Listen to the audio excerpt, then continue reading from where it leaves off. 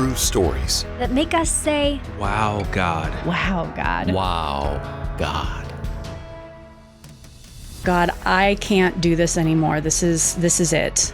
You didn't have to throw your brain in the dustbin to be a Christian. That actually there was an incredible intellectual tradition in Christianity. How do we know there really is a God? I don't need a 100% answer to every question. I just need to know that there are other people who are asking those questions and have a belief that God is going to lead them to understand the truth. Hi, I'm Rob Vischer. For the last few years, I've done lots of handyman work. Everything from building closets to fixing or replacing toilets. I respect the work, but I don't really like it. I ask God every day on every single job to give me a new career, please. While I'm not a big fan of what I've been doing for a living, there's an upside. I get to listen to a lot of podcasts. I listen to podcasts while I'm replacing light fixtures and doorknobs. I listen to podcasts while I'm patching drywall. And I'll listen to podcasts while I'm continually driving to and from Home Depot. Because of my habitual listening, I became a huge fan of Jordan Peterson, a Canadian psychologist with a fatherly pick yourself up by the bootstraps and make your bed type message. I've read the first chapter of his book about lobsters. I've paid to see his live tour on the Old Testament. I even tried to sneak backstage and meet him. It didn't work. I always knew, though, that Jordan was missing something. He looked at Jesus as kind of a truest of myths, like the perfect example of how any human should live a life of self-sacrifice. But he stopped there. On one of my handyman jobs / Joe Rogan podcast binges, I heard Wes Huff, one of Joe's guests.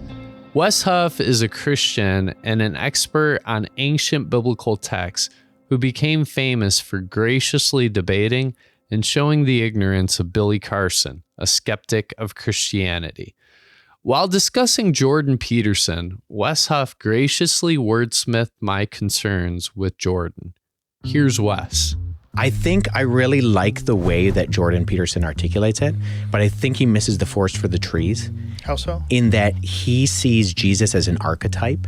And I don't think actually even Jesus gives you the opportunity to see him as the archetype. I have this love-hate relationship with all of Peterson's stuff because he seems to get so much right where he walks up to the line, but he doesn't want to cross over. He seems to think that the concept of Jesus as an example is more important than the actual flesh and blood, first century itinerant Jewish preacher who was crucified and rose from the dead physically, which is the claim of the Gospels and the rest of the New Testament. That's an example for us to look on and live by. But I actually think that Jesus condemns moralism.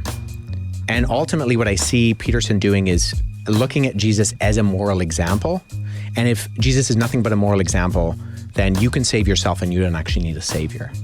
And so I think actually Jesus would have critiqued that because Jesus was very against moralism. In applying logic and comparing Jordan's teaching about Jesus with the claims Jesus makes about himself, Wes Huff clearly preaches the good news of Jesus Christ on Joe Rogan's podcast, the biggest podcast in the world. And when the good news of Jesus is clearly understood, it can become compelling even to people who think Christianity is a useful delusion.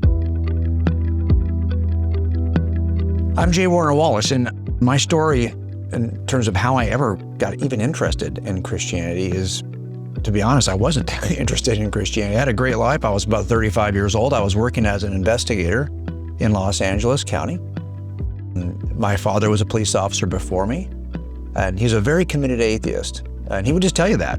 And I was raised by this guy to be much like him, and I ultimately ended up in the same job, same agency, where he was working in Los Angeles County. I started off as a patrol officer, worked gangs, worked SWAT, worked undercover.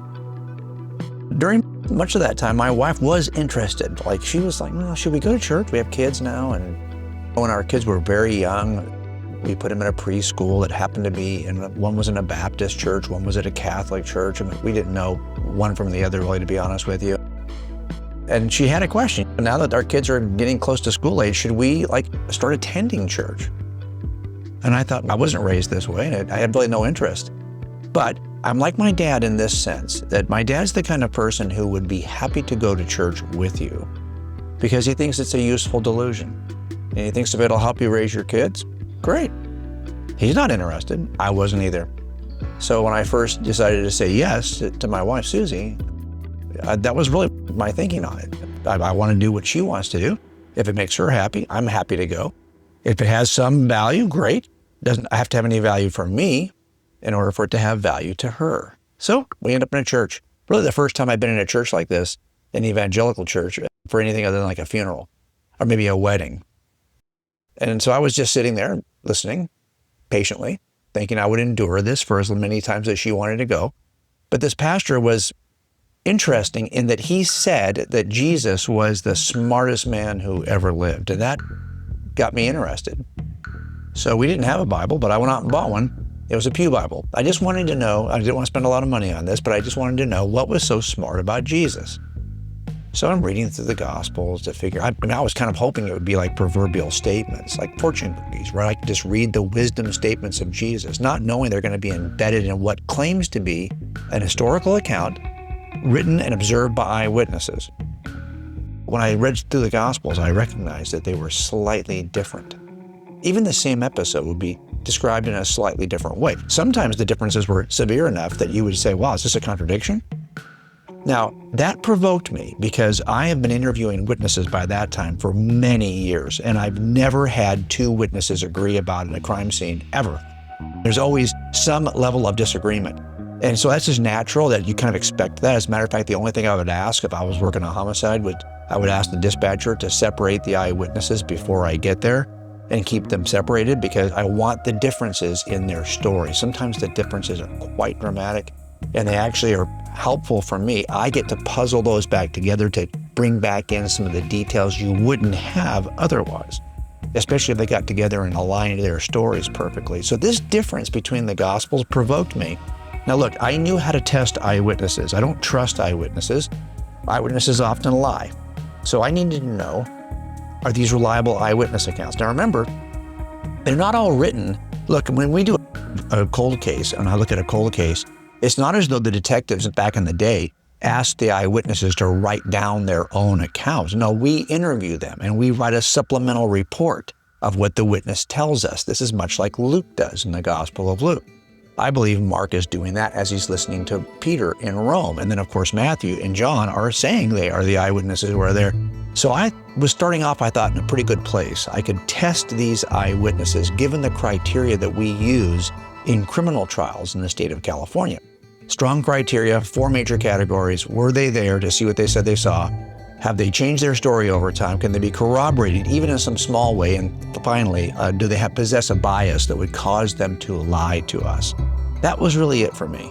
I needed to know, did they pass that test? It took me about 9 months of going through those accounts, testing them under those 4 conditions. And I'll just tell you that they passed the test. So then what do you do with this Jesus guy? When the accounts seem to be reliable in every way that as a detective, I would test them. Now, this does not give you belief in. I did not have belief. I was not a Christian at this point. I was just somebody who believed that the Gospels were telling me something true about Jesus. But I still needed to turn a corner to move from belief that to belief in. You can believe that a plane can get you across the country, but until you enter that plane, you haven't put your trust in the plane, have you? No, I believed that these were reliable accounts, but I remember sitting with my wife and saying, hey, okay, so I've tested these. I think they're reliable, but I don't know if this is true. Why would God have to come and die on a cross? In other words, I was at a point where I trusted the gospel accounts, but still really did not understand the gospel. So what I stopped doing was reading the New Testament to see what it said about Jesus, because I'd already done that. I'd already tested it. Now I began to read the New Testament to see what it said about me.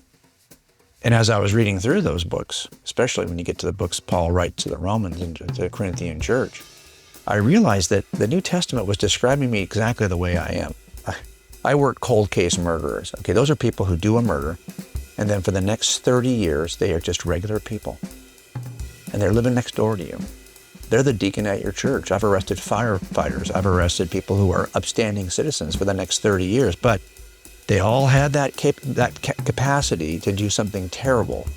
This thing that Scripture describes perfectly, created in the image of God, so perfectly able to do delightful, wonderful things, yet so deeply fallen and rebellious that we are also capable of doing great evil. And I also knew that was true in my own heart. I knew that if there was a standard, I couldn't even abide by my own standard, let alone God's standard. So as I was reading through this in the letters of Paul, it struck me that I was exactly what the letters were saying, a sinner in need of a Savior. But I'd already done the heavy lifting to know that there was a Savior on the pages of the Gospels in the New Testament. So I simply had to connect those two dots. And I can remember exactly, I was working a surveillance in Southern California in Los Angeles County. I was probably 9 months into this investigation of the Gospels, and I was not on the eye of the surveillance. We had a perimeter up, and so our bad guy was not moving. So we were sitting on a perimeter waiting for him to move, and I was reading through the descriptions of the natural man and the spiritual man. And it dawned on me what the gospel was all about. The idea that if you do believe that God is just, he would have to punish wrongdoing. A God that wouldn't punish wrongdoing is not a just God at all. And I was a wrongdoer. And I knew that even as a police officer. So I knew that the only way to stand in front of a God like that was to have my wrongdoing punished. And when I realized that Jesus did that for me in advance and then rose from the grave to demonstrate who he was, I knew exactly where to place my trust. And that's really the way that I became a Christian. When people ask me today, well, why are you a Christian? I don't have a great testimony in the sense that I had this life of transformation. I had a great life. If you would have asked me at 34, how is your life going? I would say it's wonderful. I have no need. But I discovered that this was true. And then I was stuck with it. And there's many days when I'm thinking it's hard to live this life, especially in the culture that just seems like it's more and more aligned against you.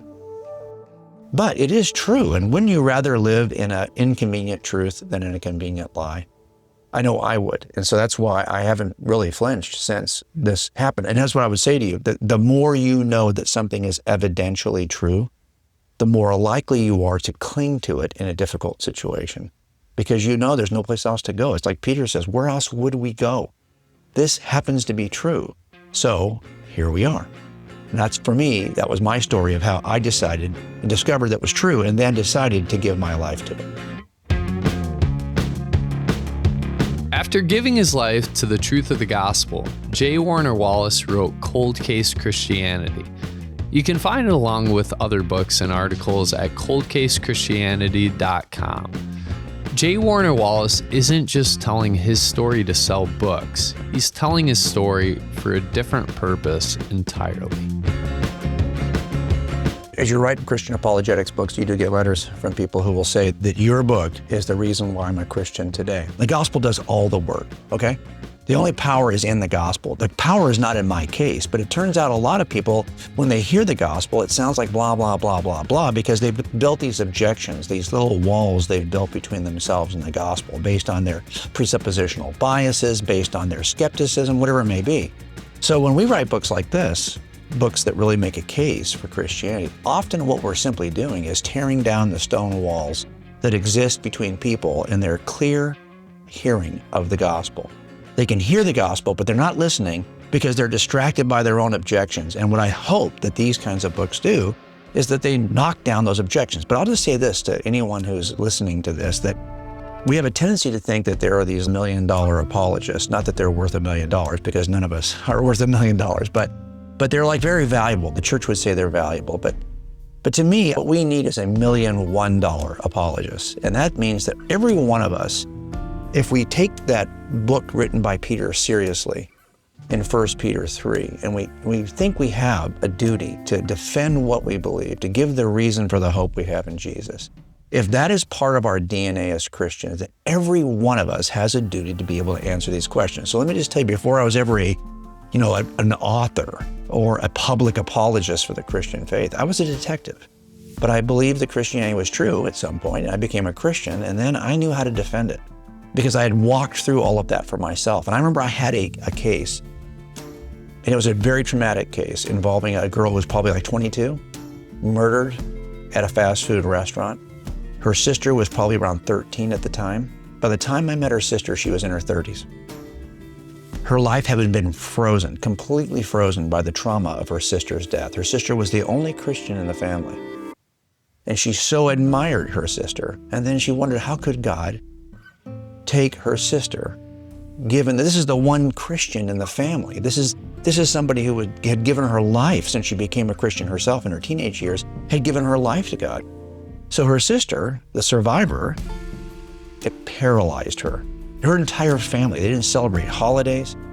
Their health was declining. Really, once that young girl was killed, everyone who knew her, in the family at least, was devastated. Trauma is often simply described as this: when your worldview is completely shattered by an event that makes no sense under your worldview. And for this young lady, the sister who survived, she thought, if Christianity is true, why would God allow this? In other words, she was a Christian, but she had not thought through her Christian worldview robustly enough to make sense of any kind of evil. So my job as a detective was to solve the case. But for this young lady, it was to help her have a more robust Christian worldview that could answer the problem of evil. The most important work we did on that case was not convicting the killer, which we did, and it ended up on Dateline. But the most important work we did was helping her family to hold a version of Christianity that was robust enough to account for evil and give them hope for the future. I did that as a detective, just a guy. And if you're listening to this and you're not a published Christian apologist, good. You have a duty still as a Christian, though, to help the people in your world who are struggling because their worldview is not working. And the Christian worldview does. We need another $1,000,001 apologists who can help people who are struggling.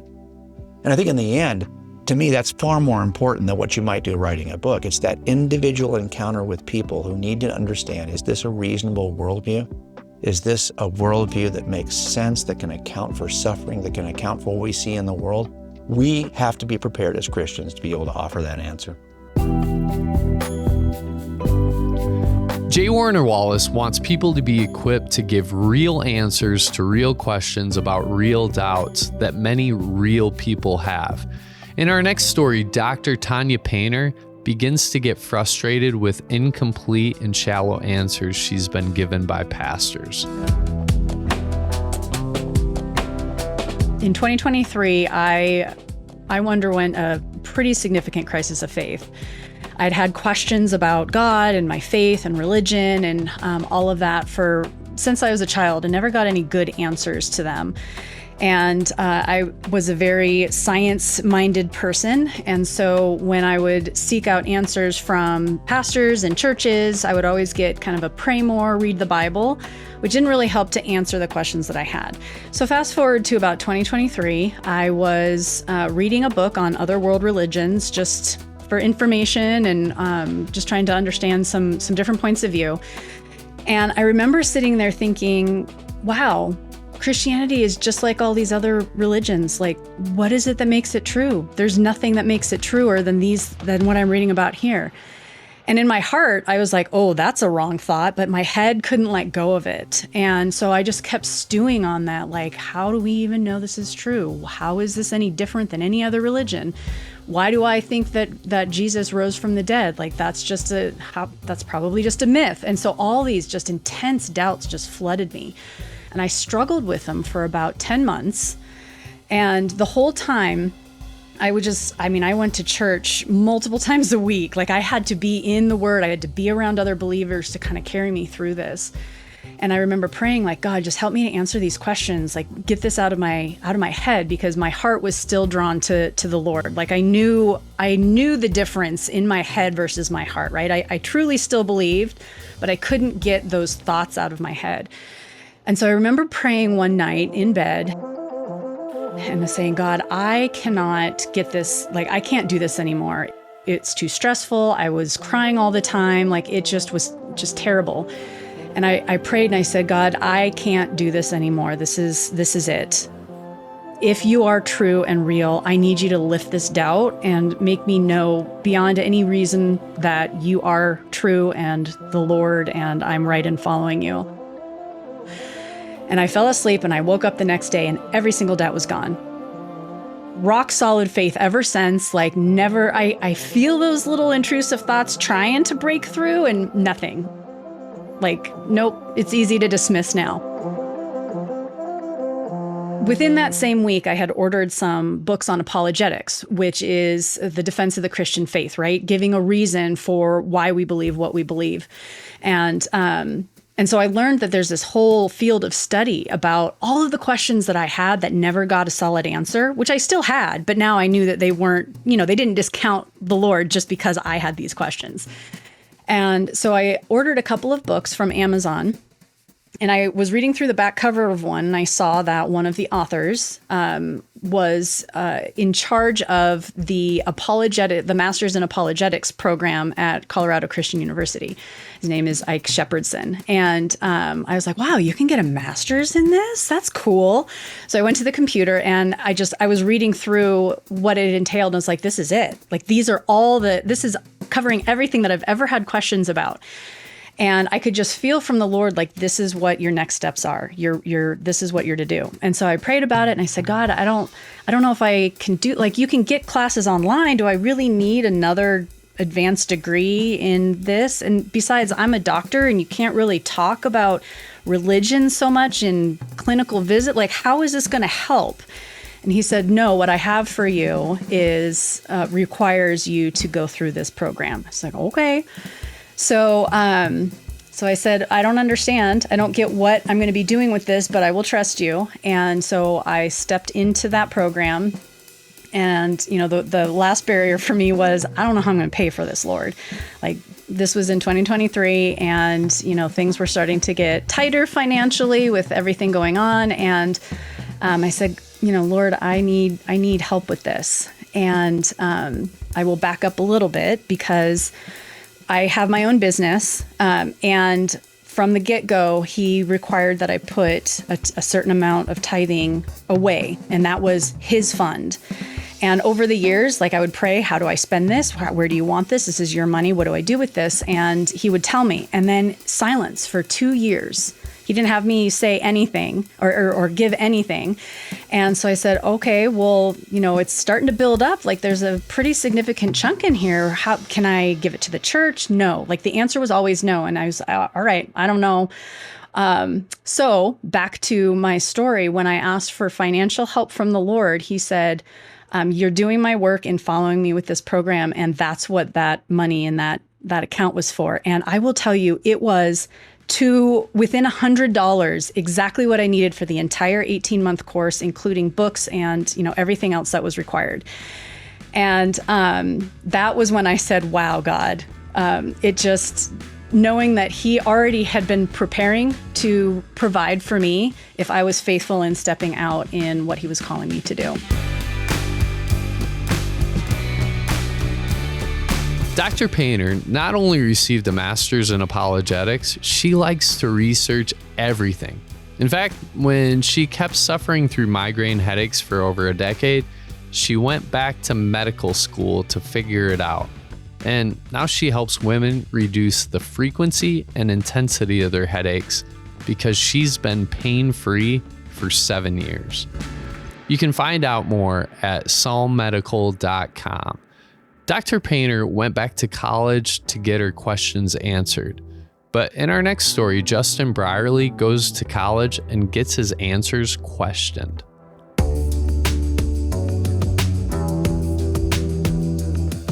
I was born into a Christian family. Growing up in the UK, it's quite a secular environment. There aren't that many churches. So being a Christian kind of makes you stand out from the crowd somewhat. And I had plenty of secular, skeptical friends around me to keep me on my toes. But I had an experience in my teenage years that I just couldn't deny. It was an experience of God at a youth camp where suddenly the reality of God just came alive for me. I was kind of blasted by the Holy Spirit. And from that moment on, from the age of 15, I just knew there was a God. I knew he loved me. I wanted to read the Bible. I wanted to pray.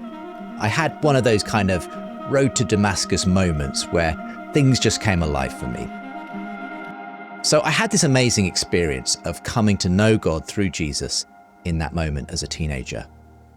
But a few years later, I found myself at Oxford University, where I was a student, an undergraduate studying politics, philosophy, and economics. And I found myself surrounded once again by people who were very skeptical about the Christian faith.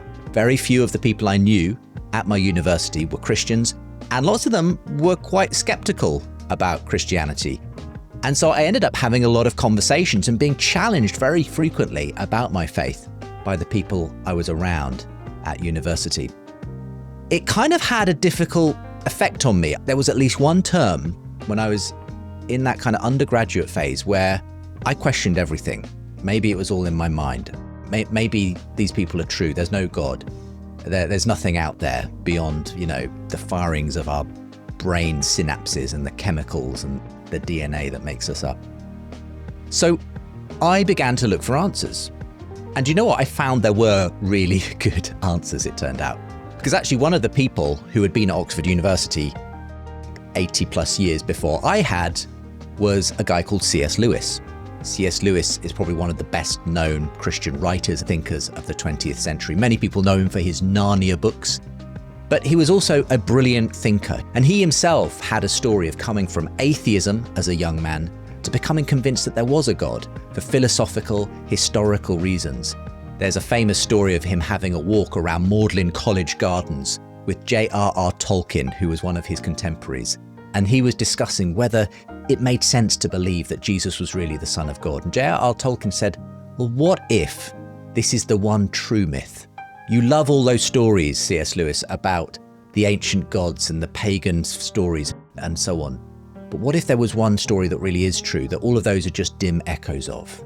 And that convinced Lewis that actually he had found the true expression of God in Jesus Christ. And I suppose I went on a similar journey, realizing that actually you didn't have to throw your brain in the dustbin to be a Christian, that actually there was an incredible intellectual tradition in Christianity. Alongside C.S. Lewis, I started bumping into all kinds of modern Christian thinkers like William Lane Craig, well-known American philosopher who's done some amazing debates with Christians and atheists all over the world. In fact, as I progressed in my career after university, I began to explore this whole area of what's technically called Christian apologetics, the rational defense of the faith. I loved theatre as a young man. I wanted to do something that communicated, and so I moved into radio. I ended up presenting a radio show called Unbelievable for 17 and a half years, in which I brought together Christians and atheists to debate the big questions. Is there evidence for God? Can we make sense of the Bible? Did Jesus really rise from the dead? And I discovered in the process that there are really good reasons to believe in Christianity. I realized, in fact, that we all come to life with a worldview. A lot of people are under the impression that if you're a Christian, you have to provide all of the evidence and all of the argument to make someone believe that there is a God and that Jesus is his son. My atheist and skeptical friends also have a worldview. And when they came on the show, I was going to ask them questions about how they made sense of what they believe. Because most of the people who came on, who called themselves atheists, they believed that the universe essentially came from nowhere and was heading nowhere. There was no overarching purpose to life. And that raises all kinds of questions. How do you make sense of the fact we're here? I mean, why is the universe ordered in such a way as to allow human life in the cosmos? And what do we make of things like truth, beauty, justice, love? Can those really just be boiled down to chemical reactions in our brain? That didn't seem like the best way of looking at those questions to me. I realized that there are just as many questions that I need to have for my atheist friends as they should rightly have for me as a Christian. The question is, when we both look at the evidence that's available to us, whose story of reality makes the most sense?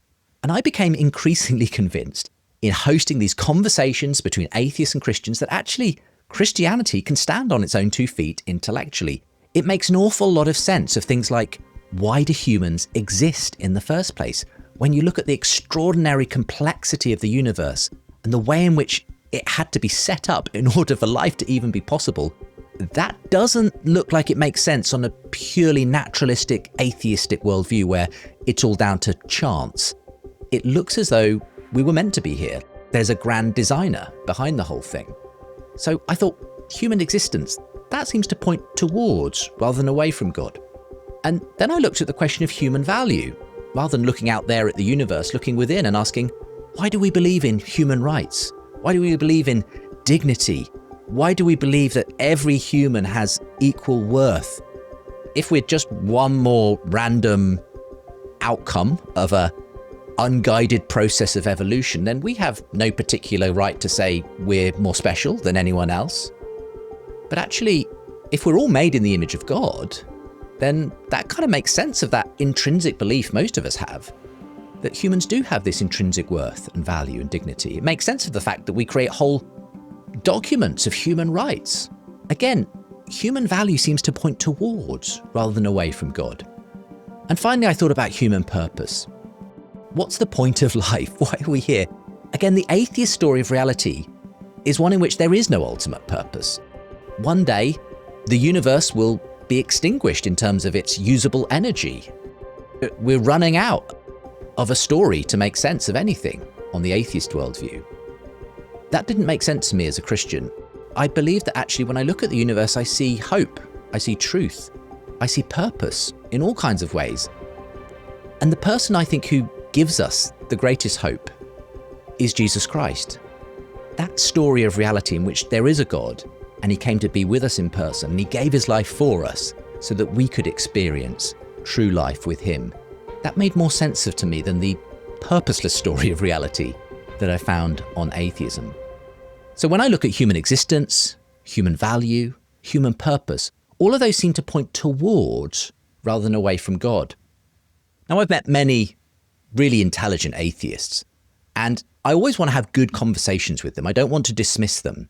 But when I look at the story of reality that we're both invested in, it seems to me that God is a better explanation of things than a purely material, non-physical, random, chaotic almost story of reality on atheism. In the course of hosting these conversations, I ended up writing this book, Why I'm Still a Christian, in which I've tried to give some of the reasons why we can believe and why we can make sense of faith, and also to answer some of the key objections. I experienced many of those questions as I hosted these conversations, not least the question of the problem of suffering and evil. If there is a good God, why does he allow so much suffering and evil in the world? It's a great question. There are no easy answers to those kinds of questions. But in the end, I find that you've got two choices. Either suffering and evil is a mystery that we have to accept and trust in God for, or it's simply meaningless.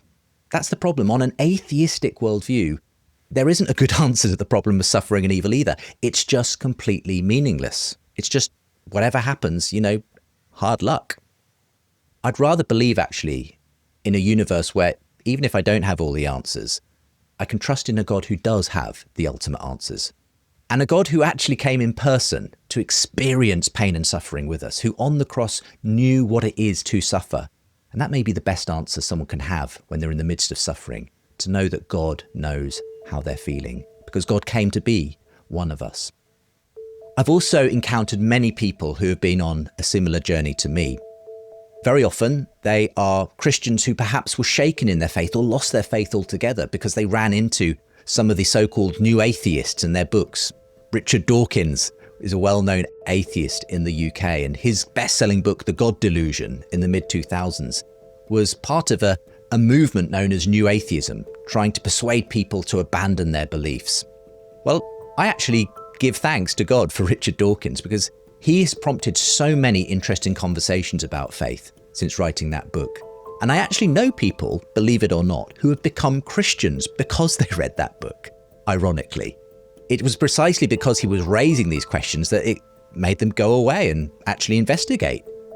One of them is a good friend of mine called Peter Byram. Now, he was raised in a Christian family, but he had kind of lost his Christian faith by the time he went to university. He read Richard Dawkins' book, The God Delusion, and he thought, that's it, I don't need to believe in God. It's all a fairy tale, end of story. But then, Peter was confronted by two housemates, one of whom was a very devout atheist, but one of whom became a very radical Christian during his time at university, and he found he couldn't escape the God question as easily as he'd hoped. So he decided, maybe I ought to go and start watching some YouTube videos to see what this is all about. And so he went and watched some of those videos by the atheists, and he found them quite convincing. But he heard them referring to one or two Christian thinkers, so he thought, well, I might as well go and see what the Christian thinkers are saying about this as well. And so he started to watch people like William Lane Craig and Professor John Lennox, an Oxford professor of mathematics and science, Christian thinkers making the case for why it might make sense to believe in God. And he suddenly ran into arguments he'd never really heard before. Arguments from science and philosophy and history. Arguments that questioned atheism and arguments that seemed to make actually better sense of the God hypothesis. He suddenly found himself conflicted. Maybe I'd dismissed God too easily. Maybe I'd only really read one side of the argument. He went on a journey over several years that brought him into my path. He started listening to my show, listening to these conversations between atheists and Christians. He even helped to arrange a debate and speaking tour with William Lane Craig in the UK. He ended up becoming good friends with William Lane Craig. And it was on that tour in 2011 that he finally made the decision to become a Christian. He realized he'd been intellectually persuaded by the case for God and Christianity. He just needed to take the emotional step, the heart step of actually putting his trust in Jesus Christ. And he did it during that tour. I today work with Peter. He's a very close colleague of mine as we continue to host conversations and create podcasts, books, media and events, helping others to explore faith and to find a thinking faith for themselves. And I've seen hundreds more people go on that journey. It's evidence that you don't have to throw your brain in the trash can to be a Christian. Christianity has always been about the head and the heart. Yes, we certainly need to believe things with our heart. It's good to have experiences that remind us there's a God and that he speaks to us in all kinds of ways. But let's not abandon the head either, because Jesus told us to love the Lord our God with all of our heart, soul, and mind. We've been given a mind, and actually when we use it, we find that the fingerprints of God are all over our universe and within us as well. I believe it makes perfect sense to be a Christian, and we can be confident in our faith. And we can go out and have confident conversations with people who maybe don't share our faith. That's okay, because in the scriptures, we're told to always be ready to give a reason, an answer to anyone who asks you about the reason for the hope that we have, but to do it with gentleness and respect. So that's my story, and I hope it's helped you. You can find Justin's book, Why I'm Still a Christian, anywhere, on his website or on Amazon. Justin and his friend Peter asked hard questions about Christianity and found good, logical answers. In our next story, Dr. Jeff Myers tells how he questioned his faith too, right after high school. Hey, it's Jeff Myers. I'm the president of Summit Ministries. Do you remember what it was like to graduate from high school? It's a big shift for people in their lives. They're wondering what comes next. Will I stay true to what I know to be true? Will I stay true to God? Will I fall in with the wrong crowd? Will I end up going to the wrong school? Will I major in something that's wrong? Should I go to college at all? All of those kinds of decisions come up. Let me tell you something that happened to me when I graduated high school that changed the course of my life. I was able to attend a Summit Ministries program in Manitou Springs, Colorado. I had a lot of questions. I was one of those kids planning to walk away from my faith because I just could not find answers to big questions about life from a biblical viewpoint. I had all kinds of questions, and I thought they weren't answerable. How do we know there really is a God? Because my teacher says that everything evolved through random chance processes. If there is a God, how do we know that God is as he is described to be in the Bible? Because lots of different people have ideas about God. What about God in the Old Testament? Isn't God anti-woman, anti-gay, and pro-slavery? What about hell? Why would a loving God send people to hell? Why can't a loving God fix all of the problems of pain that we have in the world? Those were all of my questions. And what I learned along the way is that I don't need a 100% answer to every question. I just need to know that there are other people who are asking those questions, who are honest and sincere, and have a belief that God is going to lead them to understand the truth. So when I got to the Summit Ministries program, I found the director there, David Noble. Later found out he was an esteemed philosopher, but at the time, I was just approaching him out of desperation. I said, man, I hope you have a lot of answers because I have a lot of questions. What would you say if a young adult said that to you? Because what he said shaped the course of my life. He didn't say, look, kid, we have all the answers. He said, at Summit, we aren't afraid of questions. I want you to imagine what it would be like if instead of feeling like you have to know everything as a believer, that you recognize that people have lots of questions and they're good questions, but that God does have the answers. And if we can walk alongside one another toward the truth, not only can we find the truth, but we can make a good friend along the way. Funny or quirky sayings on church signs never made me want to go to church. But if I saw a church sign with, "We're not afraid of your questions," I might walk in right away. I love to listen to people who aren't afraid of questions. That's why I like listening to podcasts. That's why I like listening to Joe Rogan. And that's why I like listening to Jordan Peterson. And that's why I love to listen to Wes Huff.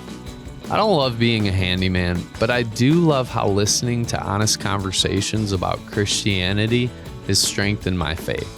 If you have questions, send them to us. We love to connect you with the right ministries and resources.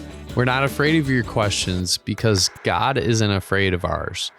That's why the logical and scientific proof of Jesus and the good news of the gospel makes me say, wow, God. And when I say wow, God, I mean the one true living God, the God of Abraham, Isaac, and Jacob. He's the one who makes my heart say, wow, God. Wow, God. Wow, God. My wow God story. I wanted to share a wow God moment. That's my wow God story. Praise God. And I'm so thankful to God for this wow God moment. So, thank you, God.